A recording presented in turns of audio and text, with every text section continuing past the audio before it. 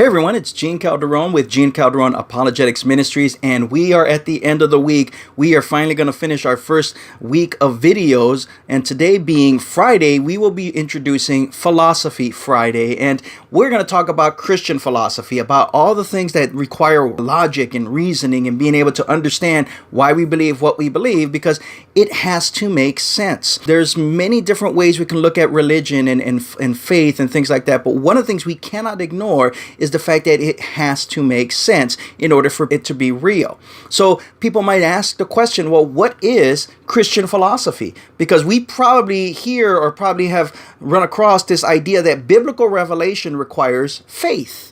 And therefore, you might think that Christian philosophy is something like an oxymoron or something that's self-contradictory. But the world would say that naturalism and materialism are firmly grounded in modern scientific or enlightened human experiences. So the question now is, how can Christians who believe in an existence or reality outside of the material realm ever hope to prove that our beliefs are true and reasonable and rational and even worth living or dying for? How can we do that? Well, unfortunately, many Christians learn this kind of attitude of believing that their faith doesn't need to be defended because it is what we call faith. They would rather avoid the whole thing by just saying that faith is something that is beyond reason. And one of the key verses that's usually brought up to defend this idea is in Colossians, the book of Colossians, chapter 2, verse 8, where Paul, the Apostle Paul, writes, "See to it that no one takes you captive through hollow or deceptive philosophy." And that's the verse that is constantly brought up when it says we don't have to do philosophy.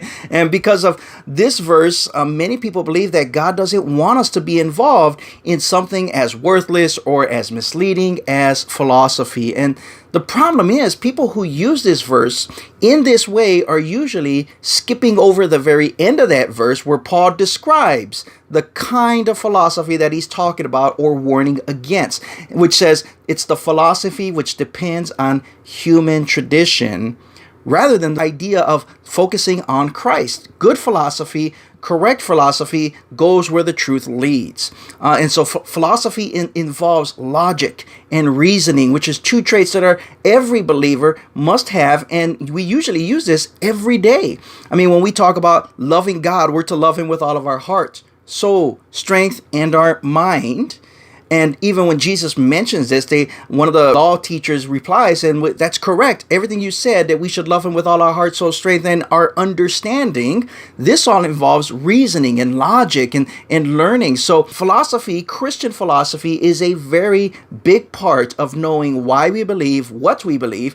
Even if you don't believe in philosophy, you are using philosophy in order to deny philosophy. This is just a way of thinking, a way of logic, and a way of reasoning. And so even those who deny it have reasoned or come to a logic. I think it's bad reasoning and bad logic, but they've come to it using their own reasoning and logic to say, we don't do it. So it doesn't work. We are using philosophy. You cannot get around using philosophy. The difference is now, is it good or is it bad philosophy? So the problem we're going to find is that most Christians who aren't very skilled in logic or much less philosophy are exactly the ones that are the easiest to be deceived by unreasonable arguments. And I think this is the importance of knowing why we believe what we believe on a philosophical, logical, rational, mental way. And in fact, it's a way that God has asked us. I mean, come together, let us reason. Show you a study to show yourself approved. Going through all of these different ideas of knowing that we can understand God with all our heart, soul, strength, and we're not going to skip over the mind. It's a great way to understand God. It's a great way to be able to reach others who come from a logical, reasonable point of view. And it's something that as Christians, we can embrace.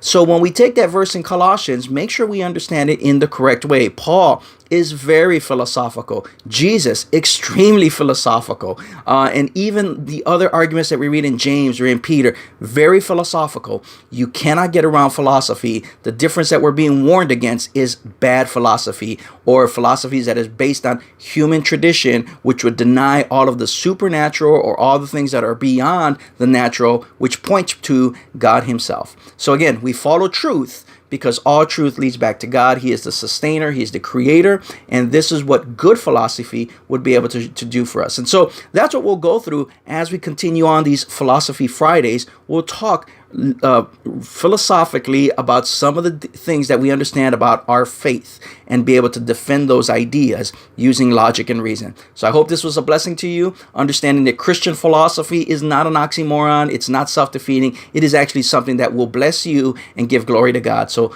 follow us through on this, and we'll see you next week. Philosophy Fridays. Take care. Gene Calderon with Ratio Christi, serving at Freedom Church, part of Lake County Right to Life. And if you'd like to donate a local missionary like myself, you'll find a link in the page down below. Facebook, Twitter, Instagram, and YouTube. We're all there sharing this information to be able to bless the community. And if you'd like to have something like this in your church or your group, reach out to us. All we need is an invite. We will show up and be able to serve in any way on a variety of topics as we're invited. So God bless you. Hope to hear from you soon. Bye.